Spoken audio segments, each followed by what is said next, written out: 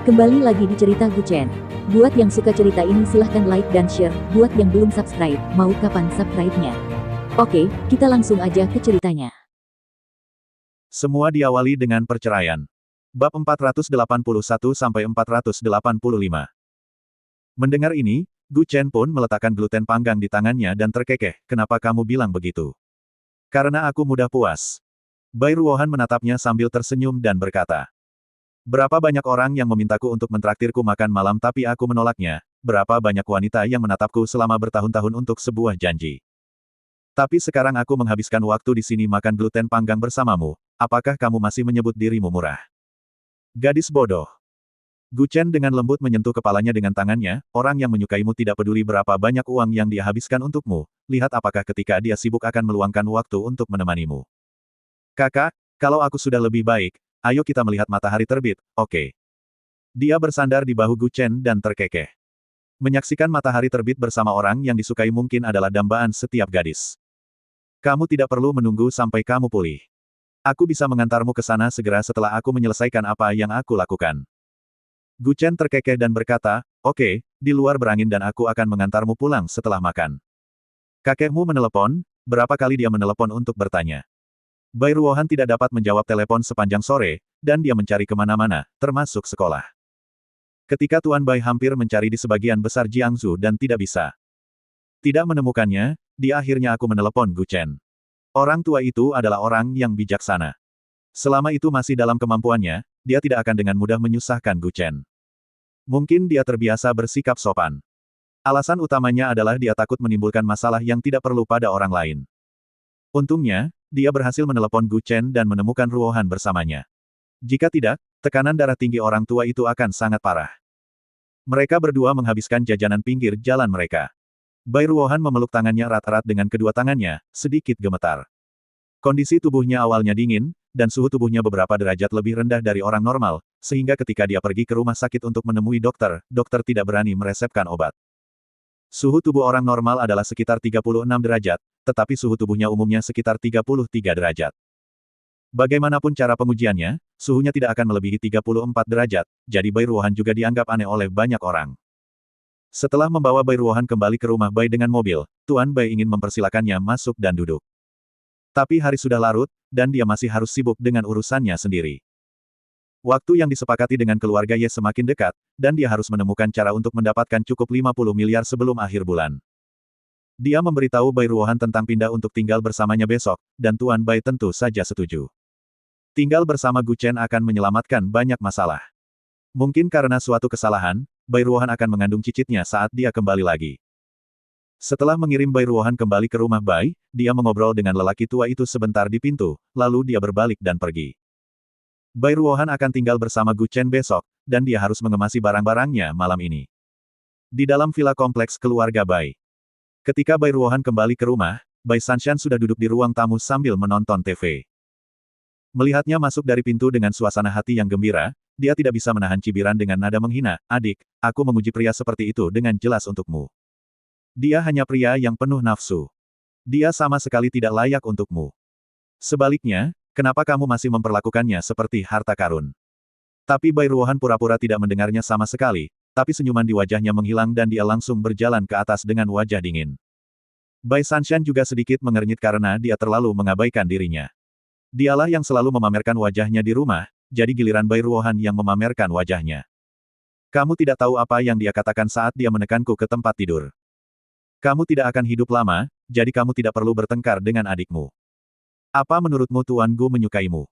Itu hanya karena dia merasa kasihan padamu. Bai Sanshan perlahan berkata, sambil berdiri, menatap punggungnya dan mencibir. Ketika Bai Ruohan, yang baru saja mencapai pintu masuk koridor, mendengar ini, dia hanya menoleh sedikit dan mengerucutkan bibirnya sambil tersenyum, kakak, kamu benar-benar pandai dalam hal itu.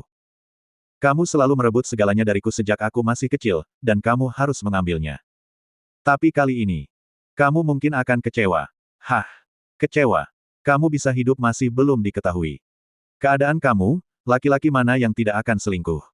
Selain itu, bisakah kamu menjadi istrinya? Kamu bahkan tidak bisa melakukan hal-hal dasar sebagai seorang wanita, jadi aku menyarankan kamu untuk menyerah. Bahkan jika Bai Ruohan bersedia, Gu Chen tidak bisa mengambil risiko ini. Risiko, ada banyak hal yang dapat dilakukan dua orang bersama-sama, dan mereka mungkin tidak hanya mengandalkan hal semacam itu untuk meningkatkan hubungan mereka. Jika seorang wanita meninggal tanpa pernah mengalami hal seperti itu, bukankah hidupnya akan menjadi tidak berharga? Terus terang, bukankah itu yang dilakukan orang-orang dalam kehidupan ini? Kata-kata Bai Sanshan barusan seperti penusuk, menusuk ke dalam hatinya. Kenapa? Tidak bisa bicara. Apakah aku menyentuh tempat sakitmu? Lihat seperti apa penampilanmu. Bagaimana bisa tuanku menyukaimu seperti ini? Bai Sanshan berkata dengan arogan, sudah kubilang bahwa kamu harus memutuskan pertunangan dengannya setelah beberapa saat. Jika Anda berakal sehat, pergilah secepat mungkin.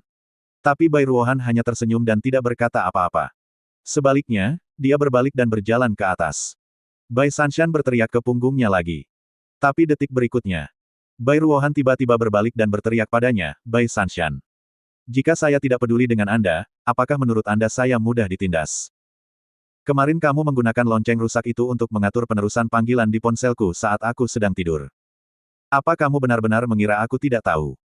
Saat dia sedang mandi, dia mengambil ponselnya dan mentransfer panggilan dari nomor Gu Chen ke ponsel Bai Sanshan sendiri. Inilah sebabnya Gu Chen menelepon Bai Ruohan, tetapi ponselnya tidak berdering dan tidak ada yang menjawab. Hal yang sama. Dia membatalkan catatan nomor Gu Chen dan mengubah nomor telepon Bai Sanshan menjadi nomor Gu Chen. Dengan cara ini, Bai Ruohan menerima pesan teks dari Gu Chen yang memintanya untuk bertemu di hotel. Dia sudah mengira bahwa satu-satunya yang bisa membocorkan rahasia itu adalah ponselnya sendiri. Namun, satu-satunya yang memiliki akses ke ponselnya di rumah adalah Bai Sanshan.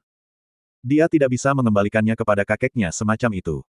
Dan dia juga ingat bahwa dia mendengar suara dering aneh kemarin, dan kemudian dia kehilangan kesadaran. Ketika dia bangun, dia sudah terbaring di kamar sambil bertanya-tanya di kamar tidur. Sejak kecil, Bai Ruohan selalu mengakomodasi kakaknya. Dia memiliki kepribadian yang relatif lemah dan lemah serta sakit-sakitan, sehingga dia terlihat lebih anggun. Bai Sanshan memiliki kepribadian yang lebih agresif dan suka bersaing setiap saat. Terlebih lagi, dia harus mengambil semuanya dari Bai Ruohan dan memainkannya terlebih dahulu hadiah dan mainan yang dibelikan kakeknya, dia harus mengambilnya terlebih dahulu dan menunggu sampai dia bosan memainkannya sebelum melemparkannya kepadanya. Bahkan pakaian itu adalah yang pertama dan terbaik yang dia kenakan. Bahkan jika kakek membelikan pakaian baru untuk Bai Ruohan, dia harus mencobanya secara diam-diam. Dan setelah itu dia baru akan melemparkannya ke Bai Ruohan untuk dipakai.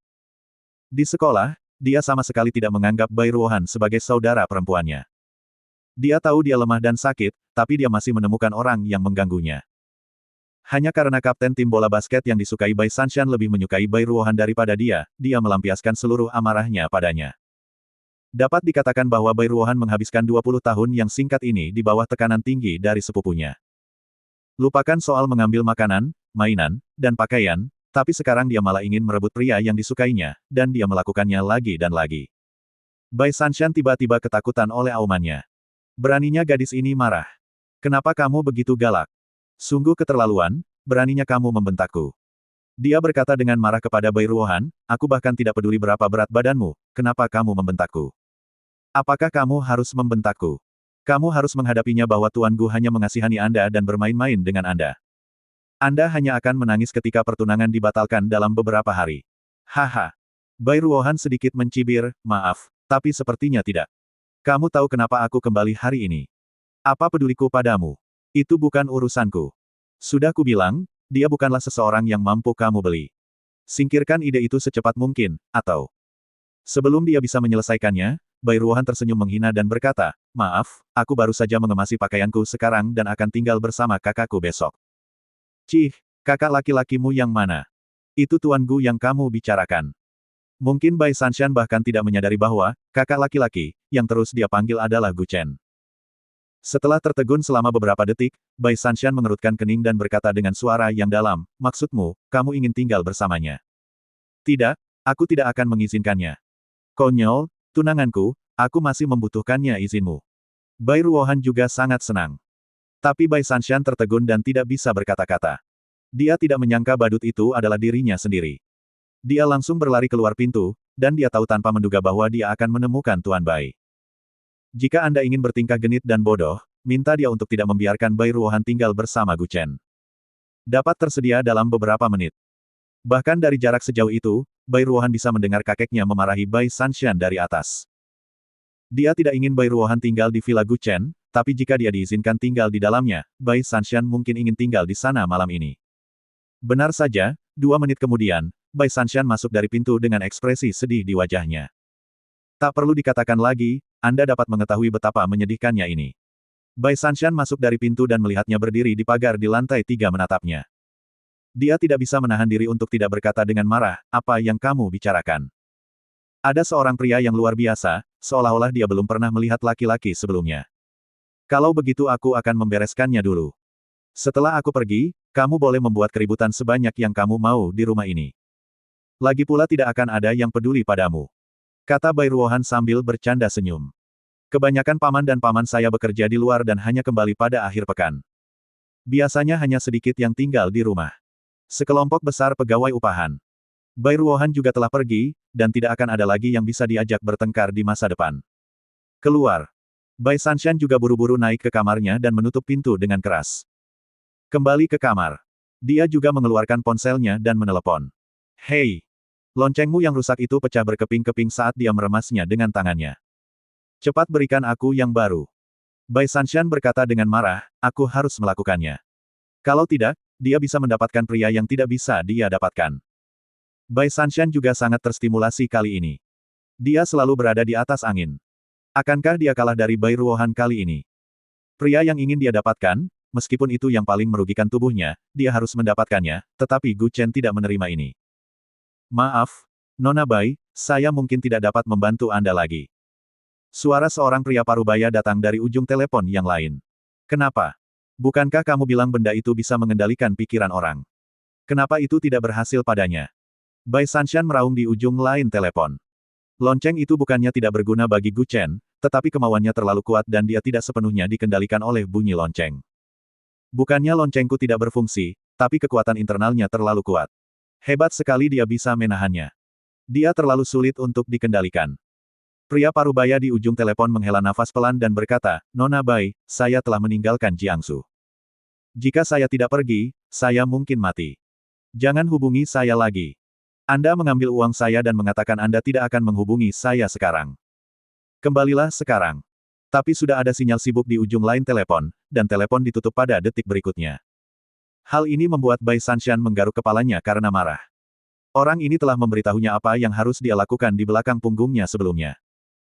Awalnya keluarga Yin yang ingin membunuh Gu Chen, namun mereka tidak berani mendekat secara langsung. Mereka kebetulan menemukan celah melalui Bai Sanshan. Pada beberapa kesempatan, dia menunggu di luar tidak jauh. Misalnya, hari ini, selama Bai Sanshan mengendalikan Gu Chen dengan lonceng pengunci naga, dia mungkin akan segera masuk dan membunuh Gu Chen. Tapi dia juga bisa merasakannya di luar. Gu Chen bisa melepaskan diri dari lonceng pengunci naga beberapa kali, dan dia tahu bahwa dia pasti tidak bisa membunuh orang ini. Apalagi saat dia berada di gang itu, dia takut dengan aura pembunuh Gu Chen. Jika dia melanjutkan, nyawanya mungkin hilang di Jiangsu. Saat ini di kereta menuju Dasu. Seorang pria parubaya bertopi jerami langsung mengeluarkan kartu ponselnya dan membuangnya ke tempat sampah. Hahaha, wanita bodoh, aku bahkan tidak menginginkan hadiah yang besar, apakah kamu masih peduli dengan sedikit uangmu? Jangan sia-siakan hidupmu ketika kamu punya uang. Saat itu, seorang pramugari yang mendorong troli makanan menghampiri, cangcirut, kacang, kuaci, curut. Apakah kamu butuh sesuatu? Entah disengaja atau tidak, pramugari cantik ini menginjak kakinya, dia meremukkan kaki pria paruh baya itu. Separuh tubuhnya bersandar padanya, dan aroma menyegarkan langsung menerpa dirinya. Maaf. Aku tidak berdiri teguh dan kakiku terpeleset. Kata pramugari cantik itu dengan suara merdu. Pria parubaya itu melingkarkan lengannya di pinggangnya dan tersenyum jahat, tidak masalah. Berbaring saja di pelukan kakak dan tidur sebentar. Tapi pramugari cantik itu menoleh dan mengangkat tangannya untuk menepuknya dengan lembut dengan ekspresi menawan di wajahnya. Cek, kamu masih sangat nakal ketika kamu akan mati. Ketika pria itu mendengar ini, senyuman di wajahnya perlahan mengeras. Kemudian pramugari wanita cantik itu hanya tersenyum menawan, mengeluarkan catatan kecil dari sakunya dan melemparkannya ke dalam pelukannya. Hei, barang-barangmu terjatuh. Seru pria bertopi jerami sambil melihat ke belakang pramugari wanita. Tapi pramugari wanita itu hanya melambaikan tangannya sedikit dan berkata sambil terkekeh, itu untukmu. Awalnya, pria itu mengira pramugari wanita itu tertarik padanya. Dan saat dia buka, itu tertulis, ayo ke gerbong no. 5. Hei, bocah nakal. Aku sudah mencoba getaran mobil dan getaran perahu, tapi aku belum mencobanya di kereta ini. Pria parubaya itu berkata dengan buruk senyum. Ia segera bangkit dan berjalan menuju gerbong No. 5. Jumlah orang di kereta ini mungkin hanya belasan orang, bahkan beberapa gerbong hanya memuat beberapa orang. Akhirnya dia sampai di gerbong No. 5 yang merupakan gerbong makan. Mendorong pintu hingga terbuka, pria itu mengira pramugari wanita cantik sudah menunggunya di dalam, tetapi ketika dia masuk, dia menemukan bahwa hanya ada satu orang yang duduk di gerbong besar. Seorang pria berjaket kulit hitam sedang duduk di atasnya sambil makan. Aneh, pramugari wanita itu tidak ada di sini. Pria parubaya itu menggumamkan beberapa patah kata, berbalik dan berencana keluar. Namun saat dia hendak keluar, pria berjaket di belakangnya meletakkan gelas wine-nya dan terkekeh, kamu tidak harus pergi. Aku memang mencarimu. Aku tidak mengenalmu, kenapa kamu mencariku? Pria parubaya itu menoleh dan bertanya dengan curiga. Pria berjaket tersenyum dingin, kamu mengungkapkan daftarnya, mengambil deposit, dan sekarang kamu ingin mundur. Apakah ini cara keluarga Yin yang Anda menangani sesuatu? Pria parubaya topi jerami mengerutkan kening. Dia berkata dengan suara yang dalam, apakah kamu dari organisasi itu? Bukankah aku sudah memutuskan mundur? Apakah uangnya harus dikembalikan? Dan saya juga berkata, saya tidak bisa membunuh orang itu, mengapa saya membuang begitu banyak waktu di Jiangsu, bahkan saya tidak meminta kompensasi kerusakan harta saya dari Anda. Hahaha, tidak ada aturan. Mengungkap daftarnya dan mengambil deposit berarti kamu akan mati atau dia akan mati. Sekarang apakah menurut Anda semuanya akan berakhir setelah deposit dikembalikan? Pria berjaket berdiri tegak dan menatapnya sambil mencibir. Aura pembunuh yang tidak perlu disembunyikan tiba-tiba menerpa wajahnya. Pria parubaya bertopi jerami itu segera mundur 2 langkah. Apakah kamu di sini untuk membunuhku? Pria bertopi jerami itu mengerutkan kening dan berkata dengan suara yang dalam, saya dari keluarga Yin Yang. Apakah Anda berani melawan sekte berusia 1000 tahun? Tidak, tidak, tentu saja saya tidak berani. Pria berjaket berkata sambil tersenyum licik, tapi kita masih di Jiangsu. Jika Anda meninggal di Jiangsu, siapa yang akan dicari oleh keluarga Yin dan Yang? Pria parubaya yang memakai topi jerami pasti tahu apa yang dia maksud. Di Jiangsu, mereka hanya ingin membunuh seseorang dengan pisau pinjaman. Setelah menyingkirkannya, mereka akan menjebaknya untuk Gu Chen. Membunuhnya dan menyalahkan Gu Chen. Pria parubaya yang mengenakan topi jerami berkata dengan dingin, bisakah kamu menjadi lebih hina lagi? Apakah menurut Anda semua orang di keluarga Yin yang bodoh? Pria berjaket tersenyum genit, karena Anda mewakili keluarga Yin Yang, maka saya hanya bisa meminta keluarga Yin Yang untuk menyelesaikan apa yang tidak bisa kamu selesaikan. Hehe, hanya kamu ingin membunuhku. Pria parubaya bertopi jerami melemparkan topinya ke lantai, lalu mengeluarkan 2 lonceng dari sakunya. Sambil gemetar, dia masih melantunkan mantra. Lambat laun, Anda bisa melihat beberapa sosok hitam muncul di sekitar gerbong, dan sedikit demi sedikit mereka mulai berdiri dari tanah dan berubah menjadi bentuk manusia. Hari ini aku akan menunjukkan kepadamu betapa kuatnya seni rahasia hantu keluarga Yin Yang. Kata pria bertopi jerami itu dengan dingin. Namun pria berjaket itu mencibir, teknik itu bagus, tapi jika kamu menggunakannya, itu menurunkan standar keluarga Yin Yang. Tiba-tiba, pria bertopi jerami itu gemetar, dan darah menetes dari dadanya. Dia berbalik dan melihat pramugari wanita cantik itu telah menusuk jantungnya dengan belati. Bayangan hitam yang terbentuk di sekelilingnya berangsur-angsur berubah menjadi bola udara hitam dan menghilang saat dia ditusuk. Kamu berada dalam satu komplotan. Bang! Begitu saja, dia langsung jatuh ke dalam genangan darah. Bukankah membunuhnya seperti ini akan membawa bahaya bagi organisasi? Kata pramugari wanita cantik itu dengan ekspresi khawatir. Namun pria berjaket hanya tersenyum, bahaya. Bahaya apa yang mungkin terjadi?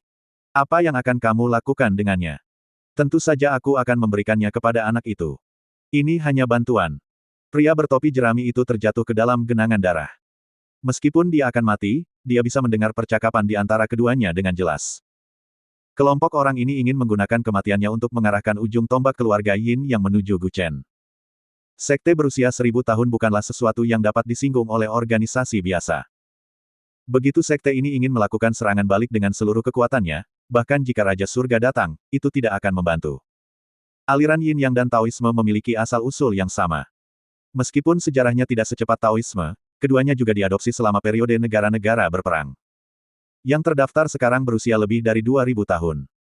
Ada banyak sekte di kerajaan Xia yang telah diwariskan selama ribuan tahun, di antaranya keluarga Yin yang dianggap relatif kuat, terutama karena teknik mereka yang kejam dan kejam di dunia. Saat Anda membunuh orang, Anda hanya membutuhkan 2 pedang. Tapi keluarga Yin yang membunuh orang dan menyiksa Anda dari jiwa hingga tubuh Anda. Oleh karena itu, masyarakat dunia umumnya tidak berani memprovokasi sekte ini. Karena mereka tidak bisa menghadapi Gu Chen, mereka mungkin juga membunuh seseorang dengan pisau pinjaman. Memprovokasi keluarga Yin yang seperti memprovokasi Dewa Wabah. Anda tidak dapat bersembunyi bahkan jika Anda mau. Keesokan harinya, dini hari. Gu Chen masih bangun sekitar jam 6 pagi untuk membuat sarapan. Saat dia sedang membersihkan panci, telepon berdering lagi. Dia mengambilnya dan melihat bahwa itu adalah nomor telepon Lan Wancheng. Ini masih pagi sekali, apa yang kamu lakukan? Gu Chen berkata tanpa berkata-kata. Tapi Lan Wancheng tampak cemas di ujung lain telepon, Saudara Chen, terjadi sesuatu, cepat datang ke Hou He. Hou He. Aku belum sarapan. Kenapa kita pergi ke Hou He? Ah. Orang dari keluarga Yin yang Anda minta untuk saya lacak sudah mati. Gu Chen meminta Lan Wancheng untuk lebih memperhatikan gerakan orang ini. Kamu membunuhnya. Bukankah aku sudah memberitahumu bahwa ini di kota modern, bukan di pulau, kamu tidak bisa membunuh orang begitu saja. Gu Chen menegur dengan marah, bahkan jika orang itu pantas mati, tapi kamu tidak bisa membunuh dia secara langsung. Apakah aku tidak berkata dengan jelas? Itu bukan aku. Saat aku mengetahuinya, dia sudah mati dan dia ditusuk tepat di jantungnya dari belakang. Mendengar kata-kata Lan Wancheng, Gu Chen juga tercengang. Jika bukan dia yang melakukannya, lalu siapa yang akan melakukannya? Setelah Gu Chen menutup telepon, dia segera memberitahu Ling Meixue bahwa ada yang harus dia lakukan, dan kemudian pergi ke Hou He. Hou He. Saat ini, penjagaan telah dipasang di sana. Tetapi tidak ada polisi di sekitar. Saat Gu Chen datang ke sini, mereka sudah mengangkat orang itu keluar dari air. Apa yang terjadi? Gu Chen masuk dari luar kerumunan dan memandang mereka dan bertanya dengan bingung. Jiang Ximing mendengar suaranya dan segera menghampiri dan menariknya ke sungai. Saudara Wancheng menemukan mayat di sungai pagi ini dan memberitahu saya terlebih dahulu. Tuan Gu, menurut Anda apakah kita harus dilibatkan oleh polisi?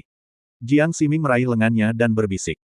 Gu Chen membuka kain putih itu dan melihat seorang pria parubaya mengenakan topi jerami. Matanya terbuka lebar, wajahnya pucat, dan mulutnya sedikit terbuka, yang menunjukkan betapa tidak yakinnya dia ketika dia meninggal. Tidak ada darah sama sekali, wajah tampak tak bernyawa, dan bibir pecah-pecah. Waktu kematiannya seharusnya 11 atau 12 jam. Jiang Ximing juga sedikit terkejut, ya Tuhan. Tuan Gu, Anda mengatakan dengan tepat hal yang sama dengan saudara Wancheng. Di mana Wancheng? Pada saat ini, Lan Wancheng berjalan keluar dari rawa alang-alang, Saudara Chen, saya di sini. Keduanya melakukan kontak mata, dan Jiang Ximing mengerti dan menoleh. Dia diam-diam meninggalkan tempat ini untuk merokok di tempat lain. Saudara Chen, sudah pasti.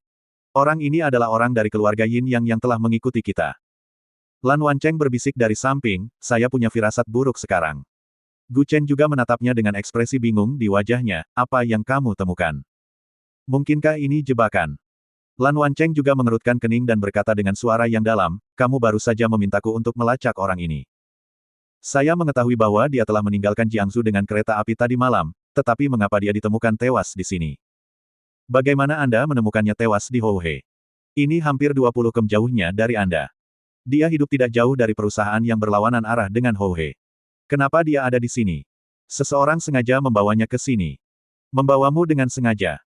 Lan Wancheng menceritakan apa yang terjadi pada pukul 5 atau 6 pagi ini kebiasaannya bangun jam 5 atau 6. Bukan hanya dia, semua orang di pulau itu pada dasarnya bangun jam segini, tidur sekitar jam 10 malam, dan bangun sekitar jam 6 pagi. Begitu dia bangun pagi ini, ada ketukan di pintu, tetapi ketika dia membuka pintu, dia tidak melihat siapapun, tetapi ketika dia menutup pintu, dia dapat mendengar ketukan itu lagi. Setelah bola-balik beberapa kali, Lan Wancheng melihat sosok gelap di koridor, dan mengikutinya sampai ke sungai Hou He. Berdiri di atas jembatan, orang normal dapat melihat seseorang mengambang di air. Saat dia mengangkatnya, dia dapat melihat tanda keluarga Yin yang tercetak di leher pria parubaya bertopi jerami. Setelah Lan Wancheng menjelaskan semua ini, Gu Chen sepertinya merasa ada yang tidak beres. Saudara Chen, pernahkah kamu memperhatikan bahwa kita tampaknya menjadi bidak dalam permainan catur? Pada saat ini, Gu Chen tiba-tiba merasa hembusan angin yang menusuk udara menerpa di belakangnya. Dia segera melompat ke udara dan melihat sebilah belati menusuk langsung ke batu. Mengikuti arah belati, dia melihat seorang pria berjubah hitam diam-diam meninggalkan kerumunan. Saudara Chen, ada sesuatu di pisau ini. Lan Wancheng berseru saat ini. Melihat ke belakang, dia melihat sebuah catatan ditusukkan pada belati. Saat dia melepasnya dan melihatnya, Gu Chen segera mengerutkan kening. Saya telah ditipu. Ah! Lan Wancheng dengan cepat mengambil catatan itu dan melihatnya, hanya untuk melihat sebuah kalimat tertulis di atasnya, Tuan Muda Gu, saya telah membantu Anda menyelesaikan masalah ini. Kamu sangat murah hati. Haha, teman mana ini, yang sebenarnya membantu kita mengatasi bahaya tersembunyi ini. Tapi Gu Chen meletakkan tangannya di belakang punggungnya dan mencibir, tahukah kamu mengapa mereka membantuku menyingkirkan orang ini? Kemarin, Anda juga mengatakan bahwa dia telah meninggalkan Jiangsu, tetapi mengapa dia masih mati di Jiangsu? Lan Wancheng juga berpikir lama, dan kemudian dia tiba-tiba mengangkat kepalanya, menjebakmu. Aku tidak tahu siapa yang mengincarku. Mereka ingin menyingkirkanku, dan mereka takut akan balas dendam dari guruku, jadi mereka ingin menyingkirkanku dengan bantuan keluarga Yin Yang. Kata Gu Chen dingin sambil memegang tangannya sendiri. Sungguh tindakan yang hebat membunuh seseorang dengan pisau pinjaman. Selama periode ini, jika tidak ada 10 orang yang datang ke pintu, pasti ada 8 orang, tapi hasilnya bisa dibayangkan. Sekarang mereka tahu bahwa Gu Chen tidak mudah untuk dihadapi, jadi mereka hanya ingin menggunakan bantuan keluarga Yin Yang untuk menyingkirkannya. Bukankah ini akan menjadi terlalu berbahaya? Lan Wancheng juga mengerutkan kening dan berkata dengan suara yang dalam, keluarga Yin Yang adalah keluarga sekte berusia 1000 tahun. Jika kita menjadi sasarannya, bagaimana cara kita menghadapinya? Di dunia, hanya ada segelintir kekuatan yang dapat bersaing dengan keluarga Yin Yang. Jika Anda menjadi sasaran sekte ini, Anda pasti akan mati. Kuncinya tergantung pada status apa yang dimiliki orang ini dalam keluarga Yin Yang. Mereka berada di tempat gelap, mereka cerdas, mereka punya 10.000 cara untuk menipumu. Bisakah aku bersembunyi? Gu Chen meletakkan tangannya di punggungnya, menggelengkan kepalanya sedikit dan menghela nafas pelan.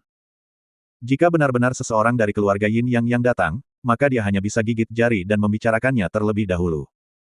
Jika tidak berhasil, maka dia hanya bisa menggunakan tinju. Tapi tampaknya pria bertopi jerami ini tidak memiliki status yang sangat tinggi di keluarga Yin Yang, jika tidak, dia tidak akan bersembunyi di kegelapan begitu lama, dan dia akan mencari masalah melawan Gu Chen. Berani maju, yang menunjukkan bahwa dia tidak percaya diri dengan kekuatannya sendiri. Misalnya, Si Tu Dengfeng percaya diri dengan kekuatannya sendiri, jadi dia muncul tepat di depannya.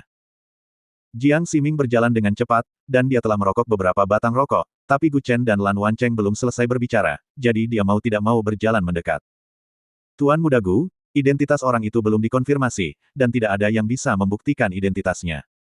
Apakah menurut Anda harus memberitahu polisi untuk menyelidikinya? Jiang Ximing bertanya dengan ekspresi bingung di wajahnya. Orang-orang dari Sekte 1000 tahun ini mungkin memiliki kartu identitas setiap kali mereka menjalankan misi. Nama di kartu identitas berbeda dan informasinya berbeda setiap saat. Bahkan jika KTP ditemukan, identitasnya tidak dapat dipastikan. Tidak ada kepercayaan dalam memeriksa orang seperti ini. Dia bisa memiliki 100 identitas atau 10.000 identitas. Gu Chen merentangkan tangannya dan terkekeh, beritahu krematorium untuk membakarnya. Katakan saja dia meninggal karena tenggelam. Ini. Jiang Ximing mengangguk sedikit, iya. Saya akan meminta seseorang melakukannya segera. Segera, orang-orang di Jiang Ximing mengangkat tubuh pria bertopi jerami itu dan meletakkannya di atas tandu. Lukanya masuk dari belakang, artinya dia terkena pukulan dari belakang. Gu Chen memegang tangannya dan berkata dengan lembut, seseorang dari keluarga Yin yang bisa terkena pukulan fatal oleh seseorang. Itu hanya menunjukkan dua hal. Dua hal apa? Lan Wancheng mau tidak mau bertanya. Entah dia terlalu lemah, atau sekelompok orang yang mengincarku terlalu kuat. Melihat seseorang telah mengeluarkan perintah hadiah, dan siapapun yang dapat membunuh Gu Chen bisa mendapatkan 5 miliar dolar AS. Pasti ada pria pemberani yang menginginkan pahala besar. Untuk memastikannya, dia berencana membunuh Gu Chen terlebih dahulu untuk mengumpulkan hadiahnya. Bahkan Si Tu Dengfeng sendiri mengatakan bahwa dia tidak mengetahui siapa pihak lain tersebut dan hanya menghubunginya satu kali melalui telepon. Terlebih lagi, dia tidak membeberkan daftarnya, jika tidak, dia mungkin akan dibunuh secara diam-diam setelah dia melewatkannya. Dia berada dalam terang dan musuh dalam kegelapan. Siapa yang tahu apa yang akan dilakukan orang-orang ini selanjutnya, jadi Gu Chen harus mempercepat kemajuannya. Di malam hari, di pinggiran Jiangsu, Sang Guan Ying mengendarai mobilnya ke pintu rumah yang hancur itu.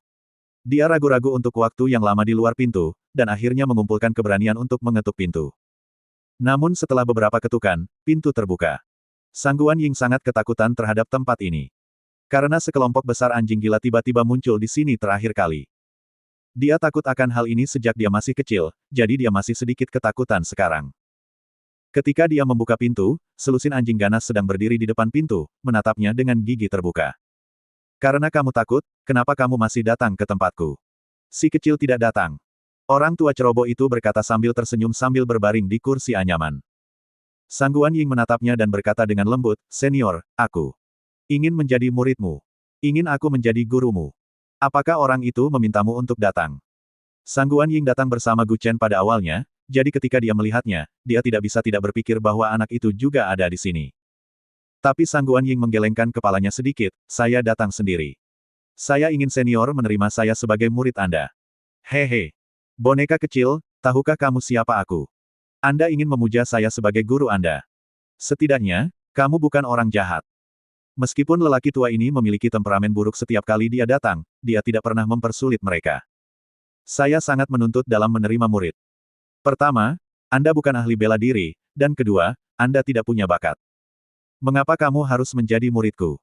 Anda tidak bisa mengatakan itu hanya karena wajah Anda. Saya sudah berada di sini selama beberapa dekade dan saya sudah lama kehilangan minat pada wanita." Orang tua itu memegang tangannya dan berkata sambil tersenyum. "Aku." Sang Guan Ying menarik napas dalam-dalam dan berkata dengan lembut, "Aku ingin menjadi matamu. Saya dapat membantu Anda melakukan apapun di Jiangsu. Ayo, sentuh si hitam besar ini dulu." Dahai ini adalah seekor anjing hitam yang tingginya setengah dari manusia. Statusnya di antara kelompok anjing liar ini cukup tinggi. Terlebih lagi, ketika Sang Guan Ying masuk, dia menggonggong paling keras, dan dia menunjukkan giginya seolah ingin. "Coba saja. Sepertinya dia akan memakannya hidup-hidup. Bagaimana kamu bisa menjadi muridku jika kamu bahkan tidak bisa menghadapi apa yang paling kamu takuti?" Lelaki tua yang ceroboh itu berbaring di kursi anyaman dan tersenyum puas, "Kembalilah. Jangan datang lagi." Namun saat dihadapkan pada situasi ini, Sang Guan Ying tidak berbalik dan pergi, melainkan bergerak maju sedikit demi sedikit. "Aku tidak akan pergi." Dia menegangkan ototnya, menatap lurus ke arah anjing hitam besar itu dengan matanya yang indah dan berkata dengan suara yang dalam, "Karena aku berani datang hari ini, aku tidak ingin pergi begitu saja." Setelah mengatakan itu, tangannya menyentuh anjing hitam besar itu sedikit demi sedikit. Tetapi anjing hitam besar itu terus menggonggong dan meludah ke seluruh tempat, seolah memperingatkannya bahwa jika dia melangkah lebih jauh, dia tidak akan sopan. Namun aumannya tidak membuat Sang Guan Ying takut, dan dia langsung mengulurkan tangannya ke depan. Akhirnya, tangan halus itu diletakkan tepat di atas kepala anjing hitam besar itu. Walaupun anjing hitam besar ini memperlihatkan giginya dan terlihat seperti akan menggigit, dia tetap tidak berani melakukannya ketika dia meletakkan tangannya di atasnya. Faktanya, inilah yang dipertaruhkan oleh Sang Guan Ying. Jika dia mengulurkan tangannya dan anjing itu menggigitnya, maka lelaki tua itu tidak berniat menerimanya sebagai muridnya.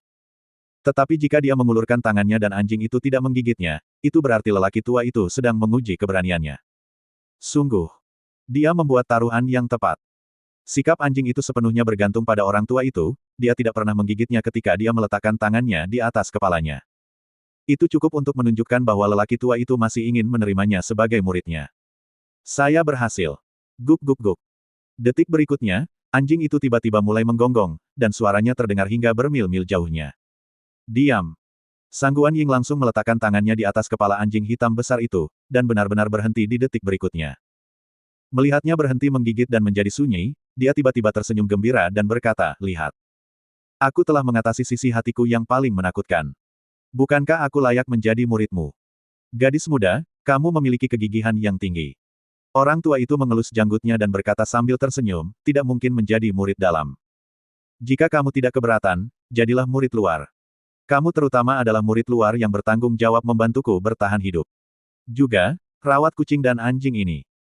Jika kebanyakan orang mendengar bahwa dia hanya melakukan tugas sepele ini sebagai murid, mereka mungkin akan menyerah dan langsung pergi. Tapi Sang Guan Ying tidak melakukannya.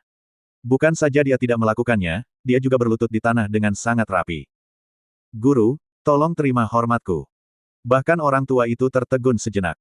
"Kubilang caramu melakukan sesuatu mirip dengan anak itu. Orang itu bukan orang baik. Jauhi dia." Tapi Sang Guan Ying mengangkat kepalanya dan berkata, "Meskipun kamu adalah guruku, aku tidak mengizinkanmu berbicara buruk tentang dia. Kamu datang kepadaku untuk menerimamu sebagai muridku, itu karena dia." "Ya." Kejujuran tidak berbohong sama sekali, dia hanya mengangguk dan berkata. Orang tua itu juga mengusap pelipisnya, tampak tak berdaya. "Sungguh dosa. Ekstasi macam apa yang diberikan anak itu kepadamu hingga membuatmu membayarnya seperti ini?" Lelaki tua itu tersenyum pahit, mengapa kamu harus datang kepadaku? Aku ingin lebih dekat dengan dunianya. Dunia tempat dia tinggal. Saya ingin menjadi wanita di balik kesuksesannya. Sang Guan Ying menatap lelaki tua itu dengan tegas. Orang tua itu memandang Sang Guan Ying dengan tatapan tegas, dan itu segera membawa kembali kenangan tak berujung di hatinya. Bertahun-tahun yang lalu, ada seorang gadis yang berbisik di telinganya, aku ingin lebih dekat dengan hidupmu, lebih dekat dengan duniamu, dan menjadi wanitamu selama sisa hidupku. Bersambung.